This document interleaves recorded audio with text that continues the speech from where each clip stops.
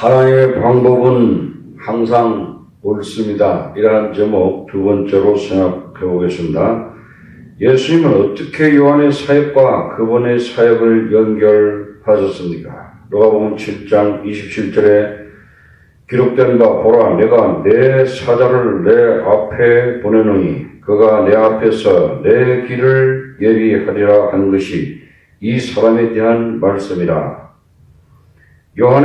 세례 요한에 대한 예언은 다음 구절에서 기록되었습니다. 메시아를 보내기 전에 하나님의 메신저를 보내겠다고 약속하셨습니다. 말라기 3장 1절에 만군의 여호와가 일어나라 보라 내가 내 사자를 보내리니 그가 내 앞에서 길을 예비할 것이요 또 너희의 구하는 바 주가 호련히 그 전에 임하리니 곧 너희의 사모하는 바 언약의 사자가 임할 것이라.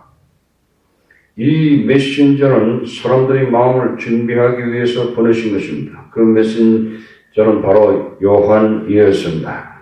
요한은 사람들을 예수님께로 안내하는 자였습니다. 이것은 예수님이 메시아인 것을 말씀하시는 것입니다. 요한의 사역이 모든 관심은 사람들을 예수님께로 인도하는 것입니다.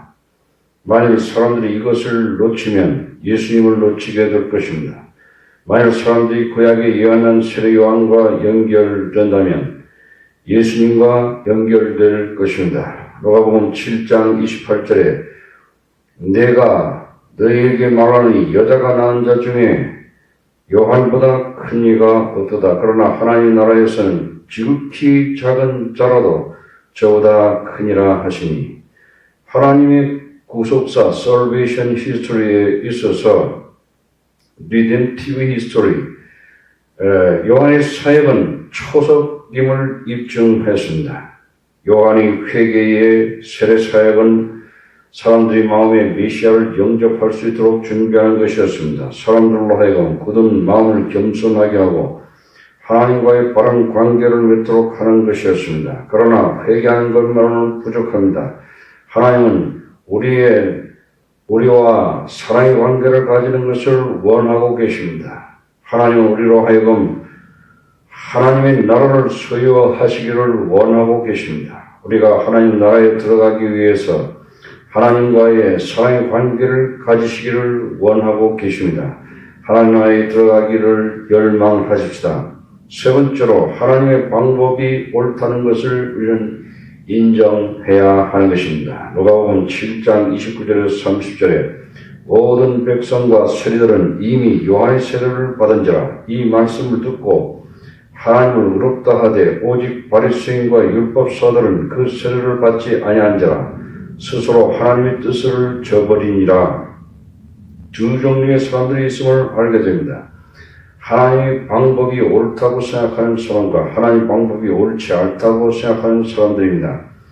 하나님은 전능하신 절대 주권자가 되십니다. 하나님은 그분의 방법대로 그분의 말씀을 성취하십니다. 많은 사람들이 예수님의 말씀을 들었습니다. 그들은 세례 요한의 사역과 예수님의 사역의 연결성을 이해했던 것입니다. 세례 요한은 하나님의 나라의 회개를 선포하였습니다. 요한의 메시지는 매우 듣기에 가혹하였습니다. 세례 요한은 사람들에게 마귀와 비교하면서 독사의 새끼들아 하고 말했습니다. 세례 요한은 그들의 악한 행동을 회개하지 않으면 지옥에 들어가는 것을 피할 수 없다고 말씀했습니다. 사람들은 반항하지 않고 겸손히 받아들였습니다. 사람들은 그들의 삶이 공허하고 다루기 힘든 것을 보았습니다. 그들은 진리를 받아들였습니다. 죄를 회개하고 세례를 받음으로써 반응하였습니다. 그리고 나서 사람들은 예수님의 말씀을 들었고 하나님의 방법이 옳다는 것을 알았습니다. 사람들은 하나님 세계 구원 계획을 이뤄가는 방식을 인정하였습니다. 하나님의 길은 세례 요한의 회개의 세례의 사역으로 시작하였습니다. 하나님이 하시는 방법은 요한에서 예수님께로 옮겨졌습니다. 하나님의 방법은 상처 입고 잃어버린 주인을 위한 하나님의 사랑과 동정과 친절로 증명이 되었습니다. 예수님을 통한 하나님의 방법은 나와 같은 보통 사람들을 그분의 제자로 삼아 역사하는 것입니다. 하나님의 방법은 예수님을 십자가에 보내셔서 우리의 모든 죄와 수치와 양심의 가책을 짊어지는 것이었습니다. 하나님의 방법은 예수를 죽은 자 가운데서 살리시는 것입니다. 하나님의 방법은 누구든지 예수님을 영접하는 자마다 열망치 않고 죄 용서를 받으며 영원한 생명, 영생을 얻는 것입니다. 우리가 가엾은 죄인이라는 것을 우리는 인정해야 하는 것입니다. 종교 지도자들은 하나님의 방법이 옳다고 인정하는 것을 거절했습니다. 그들은 회개할 필요성을 느끼지 못했기 때문에 세례 요한의 세례를 거절했습니다. 종교 지도자들은 그들 나름대로 메시아에 대한 기대를 가지고 있었습니다. 그들은 자신들이 기대하는 것과 생각하는 것으로 시간을 소비하고 있었습니다. 하나님의 방법이 그들이 생각하는 것과 달랐을 때 그들의 마음속에 하나님을 모셔드릴 여유가 없었습니다. 이러한 과정 속에서 그들은 하나님의 목적을 거절하게 되었습니다. 우리가 그들로부터 배우는 것은 하나님의 방법이 옳다는 것을 인정하지 않게 되면 우리의 인생에 대한 하나님의 목적을 잃게 된다는 것입니다. 로가복음 7장 30절에 오직 바리새인과 율법사들은 그 세례를 받지 아니한지라 스스로 하나님의 뜻을 저버리니라. 로가복음 7장 31절에 비유컨대 아이들이 장터에 앉아 서로 불러 가로되 우리가 너희를 향하여 피리를 불어도 너희가 춤추지 않고 우리가 애곡을 하여도 너희가 울지 아니하였다 함과 같도다. 예수님은 시장에서 놀이를 하는 아이들을 비유로 말씀하십니다. 많은 아이들이 놀이를 할 때 그 놀이는 재미없어 내가 잘못해서 나는 같이 노는 게 싫어하고 이렇게 말합니다. 놀이가 진행 중에 어떻게 놀이를 하는 방법을 받아들이지를 않기 때문입니다. 이것은 어린아이 같은 유치한 자존심 때문입니다.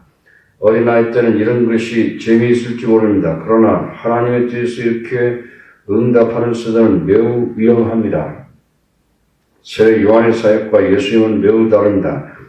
세례 요한은 와서 먹지도 않고 마시지도 않았습니다. 요한의 사역은 소박했기 때문에 귀신이 들렸다고 말했습니다. 반대로 예수님은 죄인들과 함께 먹고 마시기 때문에 죄인들과 깊숙이 연관되어 있다고 말했습니다. 로마복음 7장 34절에 인자는 와서 먹고 마시며 너희 말이 보라 먹개를 탐하고 포도주를 즐기는 사람이요 세리와 죄인의 친구로다 하니 라고 말하는 것이었습니다. 많은 사람들이 그들의 유치한 자존심 때문에 하나님의 방법이 옳다는 것을 인정한 것을 거절하였습니다.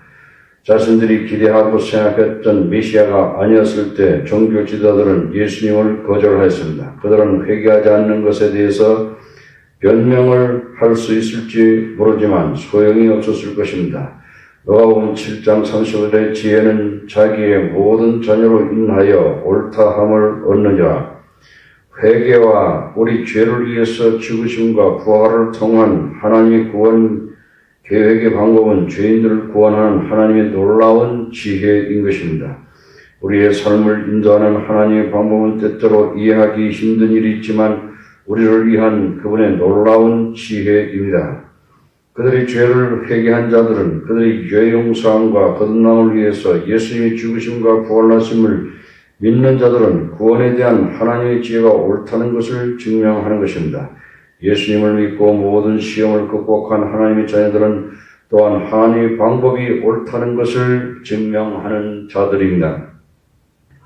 하나님의 방법이 옳다는 것을 인정하는 것은 항상 쉽지 않습니다. 우리가 주님을 많은 세월 동안 섬겼든지 우리의 생각과 기대를 내려놓고 주님께 집중해야 하는 것입니다. 하나님의 방법은 항상 옳다는 것을 우리는 받아들여야 하는 것입니다. 아멘.